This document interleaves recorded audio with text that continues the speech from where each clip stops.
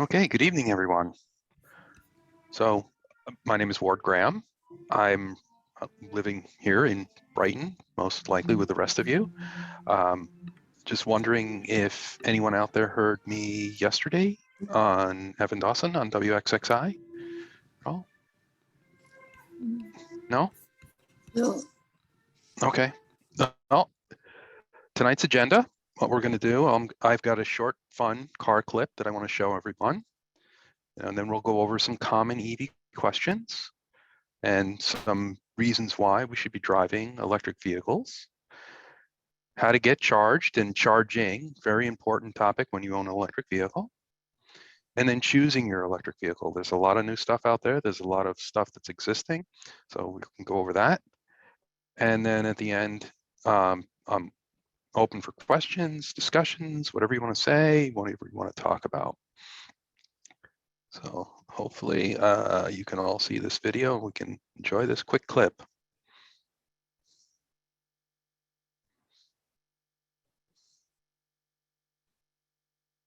Ward, did you optimize the video for sound because we're not getting any sound? Oh, you're not getting it. Oops. So you have to click those two buttons at the bottom when you start sharing. So do you want to just start over, like unshare, stop sharing, and then start sharing, and then try it again? Sorry. That's okay.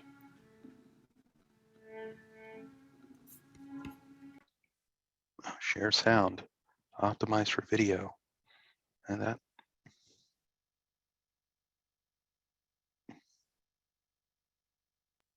Okay, we'll start again. I'm sorry.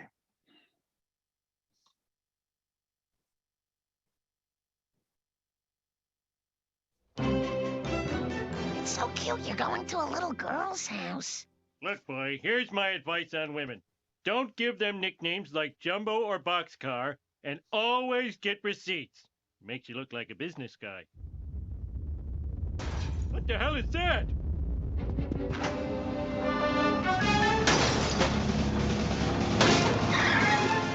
That car's as big as all outdoors. Wow, what kind of mileage does it get? 1 highway, 0 city. Oh. So I hope everybody saw that and can enjoy it. But you know, the whole premise of that is okay. It's very impressive because it gets really bad gas mileage.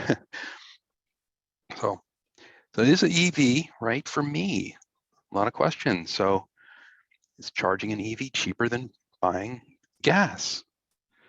Are all electric vehicles affordable?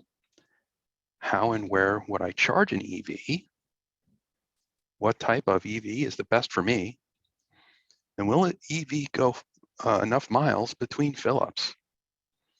Should I buy new or used, or is it better to lease? So over time, there's the lower lifetime cost is really all about the electric vehicle, right? So there's going to be some upfront costs, but yes, it's cheaper to charge up than to fill up a tank. Electric vehicles are more efficient.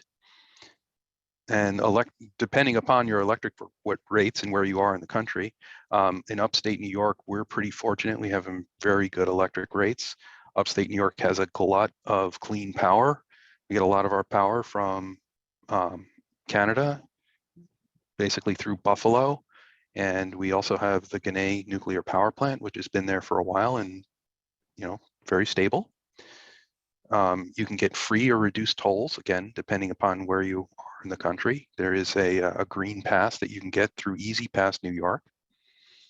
The maintenance costs are lower, and they have incredibly long battery warranties. So the car companies have done a very good job making sure that, you know, they don't want to give you an excuse not to own a car or own an EV. So there's tons of new models now on the market. There's if you purchase new, there's, you know, rebates and tax credits, again, depending upon your state. There's a federal tax credit, and there is some higher upfront costs, like I said earlier, but those usually get paid back, you know, around the 50,000 mile mark. You're kind of break even. So again, it's all about cost. You know, no oil changes are the big one. No spark plugs, no spog checks, no, you know, pollution controls, no timing belts to change, longer lasting brakes because you're using regenerative braking, and up to 35, percent decreased costs over time.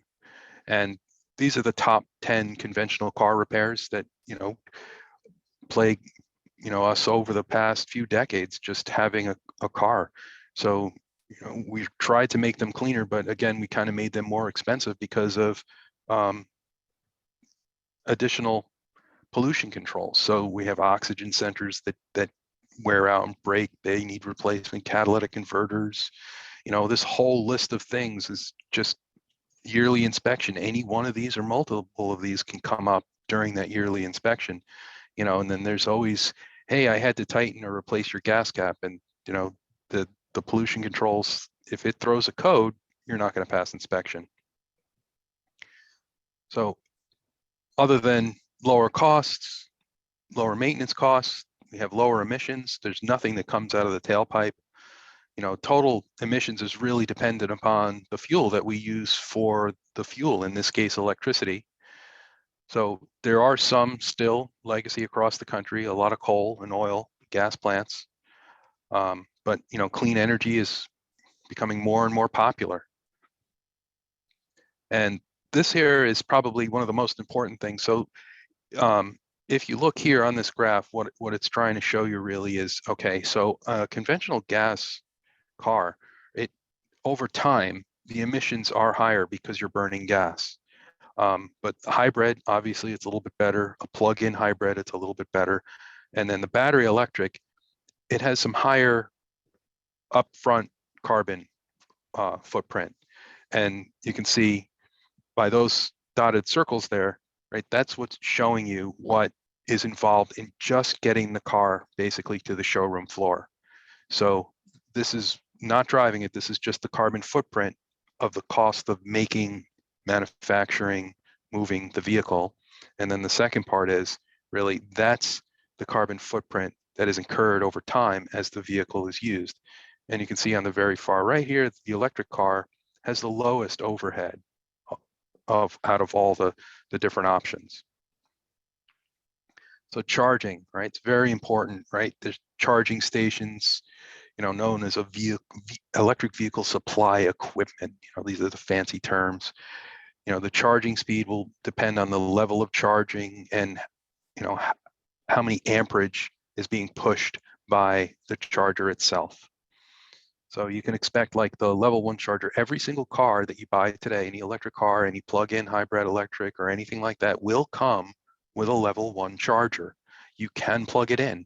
I do have folks that have 100% EVs and they still charge on the level 1 charger.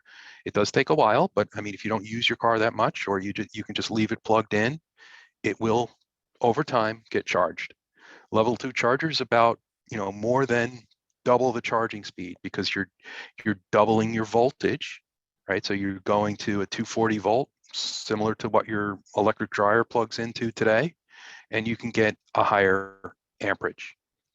Then the DC fast charger, which is out in the public, they charge around 430 volts, and they're direct DC directly into the battery, so they can push a lot of voltage in really fast. So what's needed really? So you needed it's the best idea to have a dedicated circuit for your level 1 charger. It can operate, but it's not safe. Most level 1 chargers, they don't operate on very high amperage just for safety concerns because there's older houses, older wiring. You may have other things on that circuit which you don't realize. So even the best level 1 chargers, they only charge around 8 to 12 amps. So you can see it takes a standard 3-prong plug. You'll get maybe 4 to 5 miles of range per hour. It will charge again. It will take longer. So if you're only doing short trips or you have a pluggable hybrid, these are no problem. You can charge off these guys all day long, right? If you plug in at night, people usually ask me, how long does it take to charge your car? Well, hey, it takes 5 seconds because I plug it in and then I go in the house and go to bed, right? So it's just like your phone, right? Just getting used to the mobile phone idea where you have to plug in your phone every single night. It's just like the same thing with your car. You would just have to plug in your car every single night. So this is the juice box. This is what I have.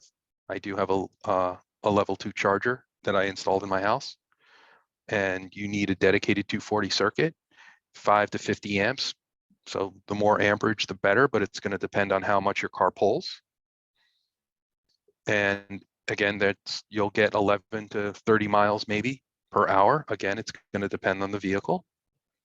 And it's best for long commutes. So if you've got a longer commute and you've got a bigger EV, it's something around, 100+ mile range, you're probably going to want the level 2 charger.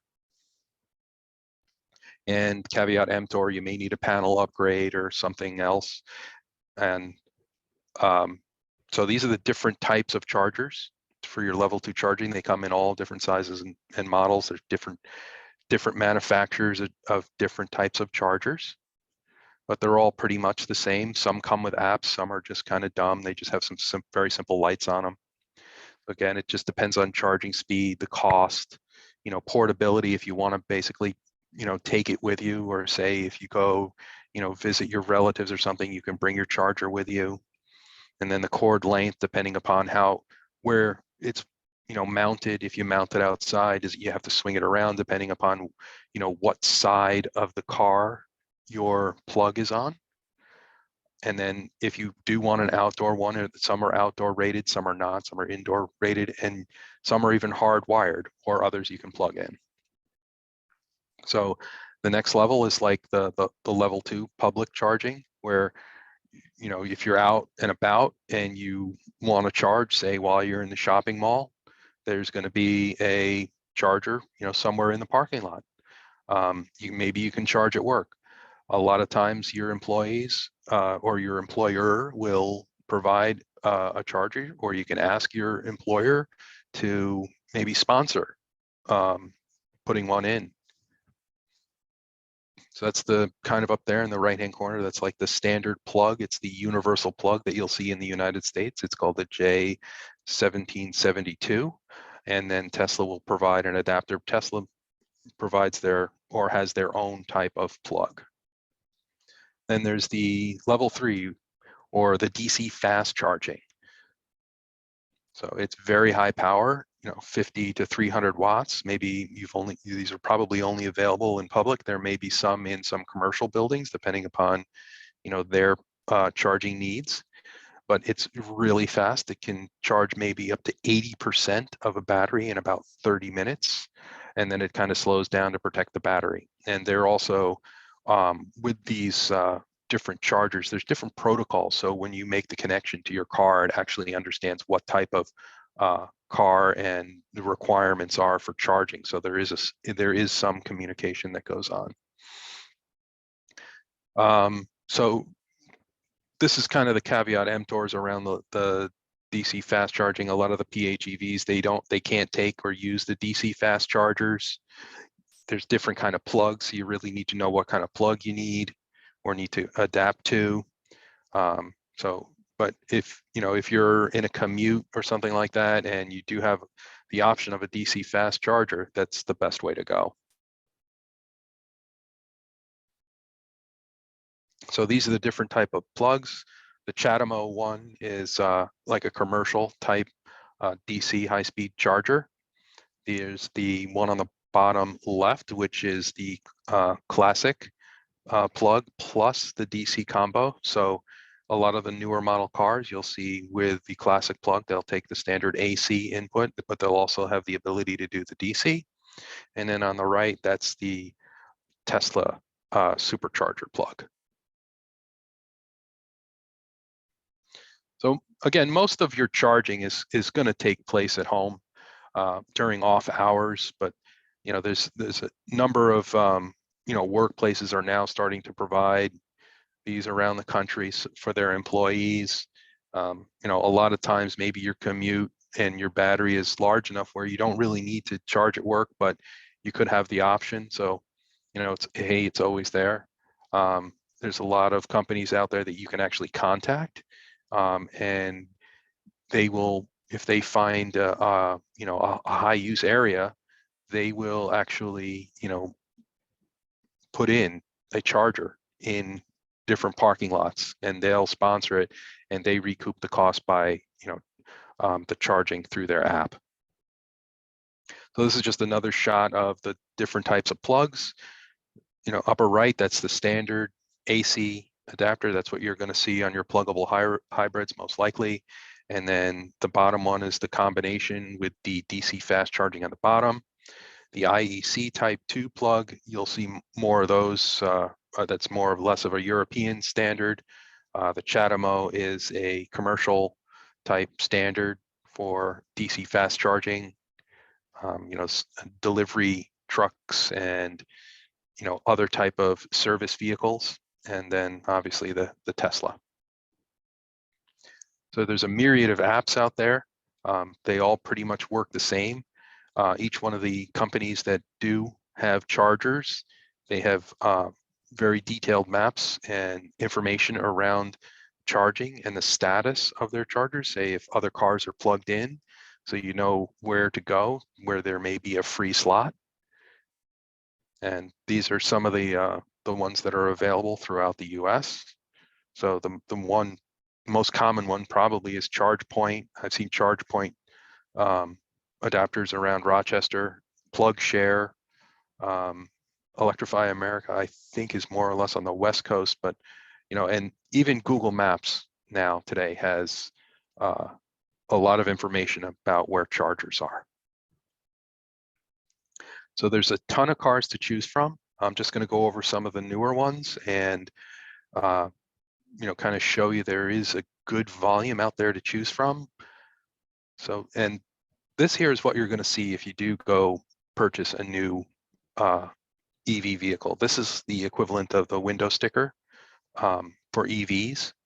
And you can see that, based upon usage, you could save, over 5 years, up to $9,000 in fuel costs. So again, your quote, your mileage may vary, but there is a substantial savings over time for not buying gas.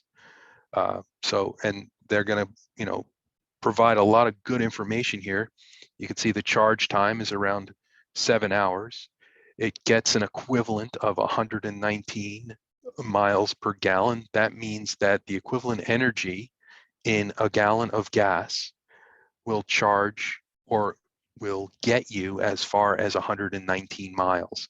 So based upon, say, like the actual energy in a gallon of gas, so if you took that energy and you converted it into electricity, that's the equivalent of, say, 119 miles. So that's your miles per gallon in the equivalence of gasoline that you will get with electricity. So your economic fuel costs down at the bottom here shows you kind of your greenhouse rating. So obviously electric vehicles they rate very, very high. They're the best. And obviously smog rating, there's no smog, so they're going to always rate the best. This is the new Chevy electric Silverado. These are right now on back order on over 100,000 units. So this is going to be, General Motors' new flagship pickup.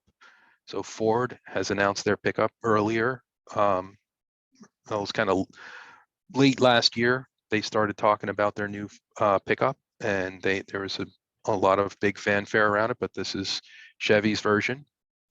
There's also going to be a electric version of the new Chevy Equinox, and Chevy is trying to bring this onto market at a very reasonable price. So their entry point on this car here is going to be around $30,000, which is excellent for an all EV. So you can see there's a lot of plug-in electric on the market right now. There's a lot of things to choose from. A friend of mine just got Subaru. I have another friend who's got the Volvo, and they're very happy with them.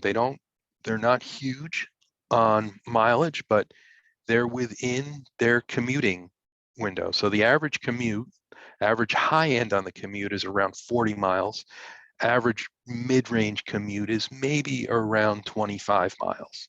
So if you don't want to go in all electric or still have some of the, range anxiety, you can kind of compromise and get a plug-in electric, this is what I have. I bought my, electric vehicle now 5+ years ago. I have a Chevy Volt, and it gets around 50 miles, but I hardly ever use the gas engine because, I just maybe in the summertime when I take some longer trips, but it's all electric. 99% of my trips are all on electric. So these are more plug-in electric vehicles. There's, they just keep going and going. There's been a lot of, takeoff because one, they can modify existing hybrid type vehicles. So if, the Toyota and Honda, they already had a very well established hybrid program. So a little bit of a programming change, increase the battery, add a plug, and hey, now you've got a plug-in hybrid. I've been looking at this car. It looks kind of attractive to me.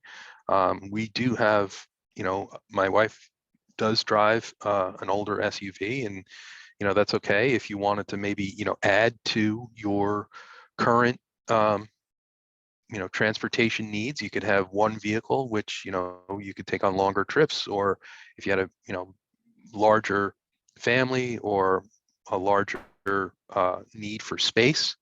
But this kind of fills that gap. It's the 2022 or 2023 Hyundai Santa Fe.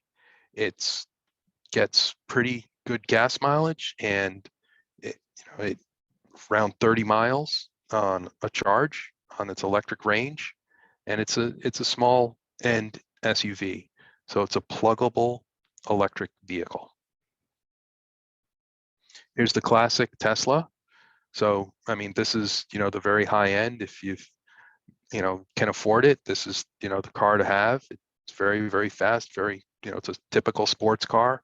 It has great range, great pickup, and the Teslas are getting more and more reliable every single day. This is the Ford Mustang Mach-E. It is 100% electric. These were sold out almost immediately, and they are now on back order again through Ford. Very popular. I think I've seen one or maybe two in Rochester. They're very pretty cars. They rival the Teslas. They've got a lot of great technology built into them. They're, a little bit, sleeker, I think. They got a, little bit better shape. And they're, again, the price for the money, this is just an impressive vehicle. And Volkswagen has its lineup. This is the ID.4. It's the kind of their entry level model for the electric vehicle. There also is a ID.5 in flight. It's coming to the US, 250-mile range. If it's not here already, I'm not sure. That's the ID.6, which is their full size SUV. So that's coming also. And this is my car. Just wanted to, for some comparison purposes, it is older. I do have a 2016, but it gets 53 miles. And then after that, the hybrid engine kicks in. This is the Fisker Ocean. I don't know if this car will ever make it really to market. It has a lot of good hype around it. The company is still kind of in its infancy. They haven't produced any cars yet, but they're talking a lot about cars. But I will be very impressed if more than 1,000 cars really ever roll off the assembly line on the Fisker. This is some of the commercial vehicles that are coming. So this is the Mitsubishi Fuso. It has a 62-mile range. So this is like perfect for like a UPS. The Ford E-Transit, 126 miles. And this is going to be the game changer in the United States. So I'm hoping the folks like Amazon and, anybody who does, short delivery all day, this is the model that they really need to look at and take seriously. This is also right now on back order through Ford. So There's already a lot of production that's been called for. Hopefully the Ford can keep up with this and produce as many as they can. So this is from 2018, but this is the registrations, the EV registrations around the country per 1,000. So you can see on the West Coast, it's very popular. You know, on the East Coast, we need to catch up a little bit, get those numbers a little higher. And there's going to be more and more plugins coming. And as you can see, there's, you know, right now it's going to be that SUV and crossover for the US market. There'll be some, you know, compact and hatchbacks, a few sedans, some sports cars in the mix, but again, it's all going to be, you know, Americans have really grown accustomed to that SUV type of vehicle.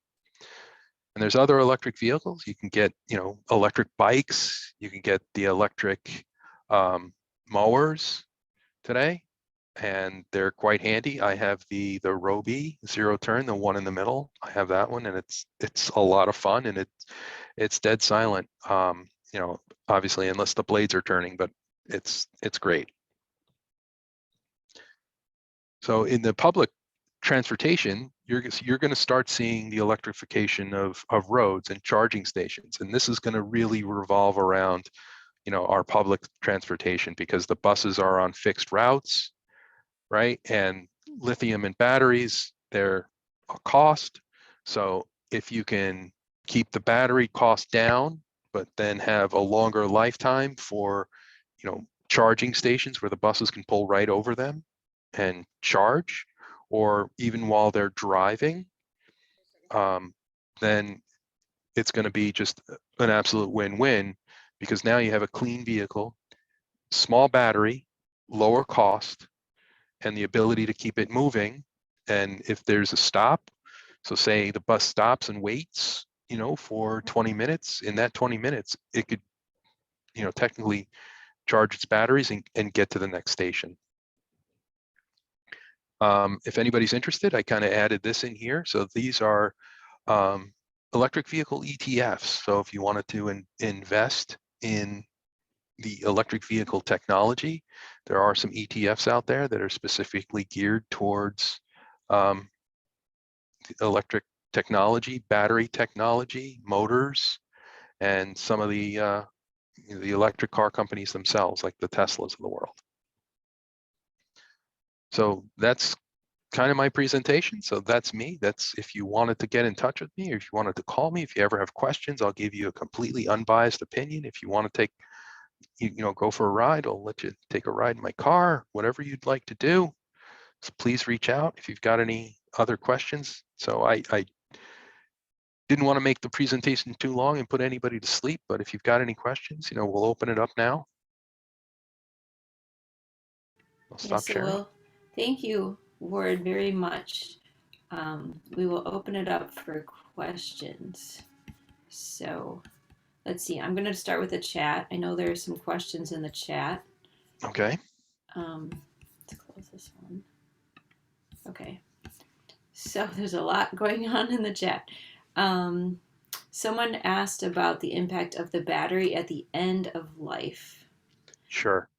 So once the lithium is out of the ground, it's out. And batteries are turning out to last a whole lot longer than even the manufacturers have realized. So these batteries, they're modular. So if there is a bad spot or a bad module in the battery, it can be swapped out. And the batteries can be recycled, because once that lithium is out, it will definitely be recycled. Lithium is fairly expensive, so, and it is a dirty process, but there is now new chemistry out there that allows us to recycle that lithium, and battery chemistry is always changing. We may see other chemistries come up that may put aside the need for lithium or reduce the amount of lithium. And also older batteries in cars, right? So these cars that get wrecked, And if the batteries are still good, there's a lot of hobbyists out there that take the batteries. So you can use the batteries. You can either modify another vehicle, like a gas vehicle, with these batteries, or you can modify. And one of my goals is to modify my own tractor, hopefully salvage some batteries. And then you can also take these batteries and you can put them in your house and you can use them to live off the grid. So there's a lot of uses for used batteries, and there are some great recycling options. That is really cool. The next question is, are all these cars available on the East Coast? Yes, so they are on the East Coast. They are going to be in high demand right now because we've got a good thing going. If you can take a bad thing and turn it into a good thing, the price of gas right now is going to really start opening up people's eyes and making them take another look at electric vehicles. So you're going to see, I'm sure, shortages of electric vehicles. And you may even see, and I have done some reading about some articles about a new dynamic for dealers. You're going to see, dealers now taking more and more orders for cars, bypassing those dealerships and ordering them online.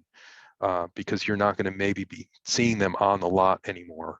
So, the old car salesman or somebody, hey, what do I got to do to get you into this minivan today? That type of conversation may not be happening for very much longer. Okay. And then someone asked, why can't EVs self-charge like my hybrid?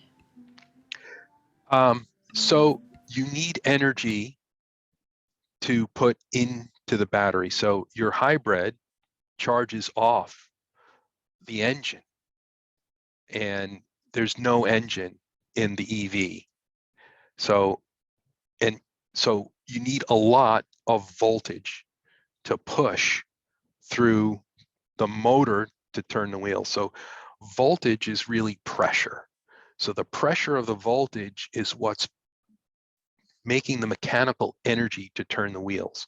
So the opposite of that, when you charge a battery, you need some kind of mechanical energy to push the voltage into the wires of your house or into a battery. So it's kind of different in an EV because the only power source you really have is a battery. And in a hybrid, you've got literally two power sources. You've got a hybrid and you've got a battery. Okay, and then there's a comment, frustration that dealerships don't have the cars on their lots to look at or test drive. Usually you have to reserve one without seeing it first. Yeah, well, right now we're in the whole chip shortage. So what happened was when COVID came along and the production started to slow down, GM, Ford, Toyota, what they did was they canceled their chip orders, right? So all these chip manufacturers had this excess capacity, and they immediately sold all their excess capacity to mobile device manufacturers, tablet manufacturers, laptops. So all that capacity that was going to the car industry was diverted. So now they have to get back in the queue and bring that capacity back towards and swing them towards the manufacturing of cars. So a lot of these manufacturers, what they're doing is they're making the cars without the chips, without the computers in them, and they're just storing them on the lots. So once the chips catch up, we're going to see a lot more cars start flooding back into the market. Right. And someone is asking where all the electricity comes from. So yeah, that's a great question. So again, a lot of our electricity in upstate New York, we're kind of lucky because it does come from Buffalo, Niagara Falls, and some of it comes from Canada.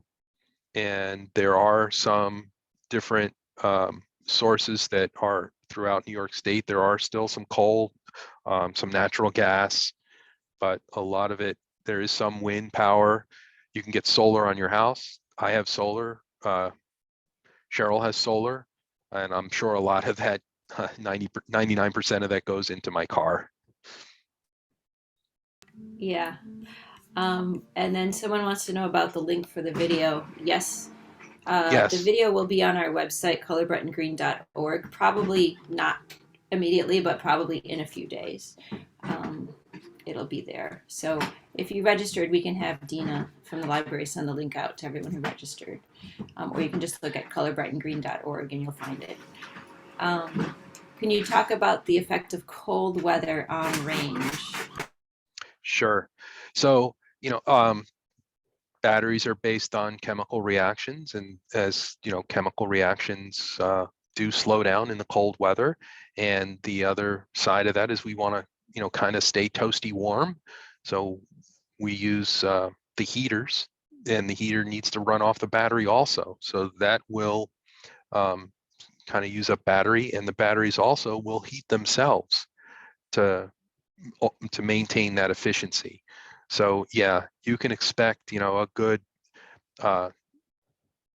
20 to 40% reduction in range sometimes in the winter, just depending upon how cold it is.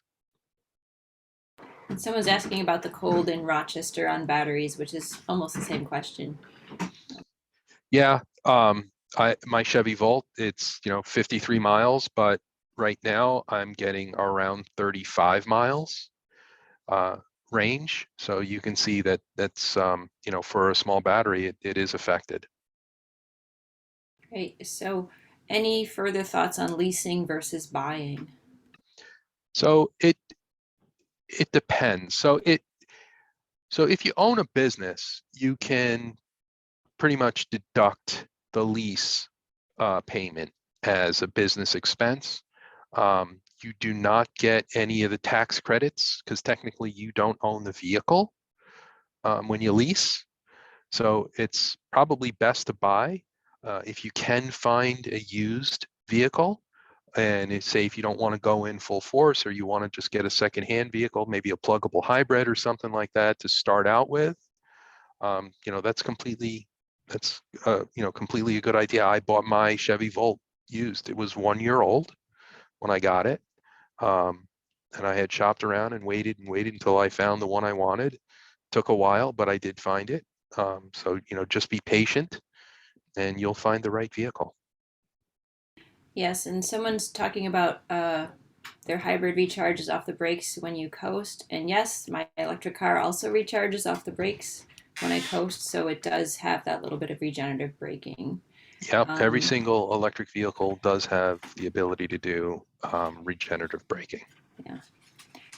Somebody put in the chat some links, if you would look in the chat, of Drive Electric Week, so you can try lots of different vehicles during that week. There's information in the chat on the New York State rebate program and the federal tax program. Thank you, George, for putting those in. He put in a charging station map and all kinds of interesting things in the chat. Awesome. Yeah. Let's see. Don't forget nuclear energy in Rochester and other spots. That's true. Yep. Okay. I talked about the Gannett power plant. Yep. All right. I will post the website. Okay. So Heather put the website in the, thank you, Heather, in the chat. If you have a question, if you know how to raise your hand with the hand raise thing, you can do that. If you don't, you can show your video and raise your hand. If you have a question or a comment. Or if you want to contact me after, or if anybody's shy or anything, it's fine. All right. Emily Rand raised her hand, I'm told. So Emily, go ahead. Emily. Hi. So I'm wondering, I know you showed like a big van that would be for like someone who does deliveries Yes. that has more miles, but I'm a home care worker, so I'm not going, like I don't need to have big packages, and I have a tiny little Toyota Yaris, and I wish they had an electric one like that, because I'm afraid I would run out of batteries going to different people's houses all day. Yeah, you should check out the Chevy Volt or the Chevy Bolt, BOLT. Okay. Right now, Chevy is still making their Bolt, BOLT, and it's about the size of the Yaris, and it gets a phenomenal range.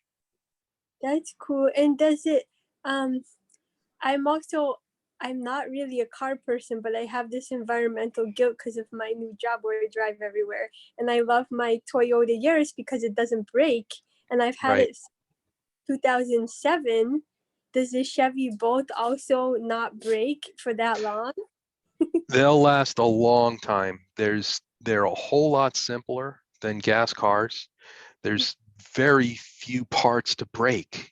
So that's kind of the beauty of the electric vehicle, is that the simplification, and these, again, the car manufacturers, they've been overbuilding these cars specifically because they don't want people to complain and they want people to like them. Oh, so would it last for as long as a Toyota Yaris? Probably. Probably, yeah, it could. Ooh, thank you. Yep.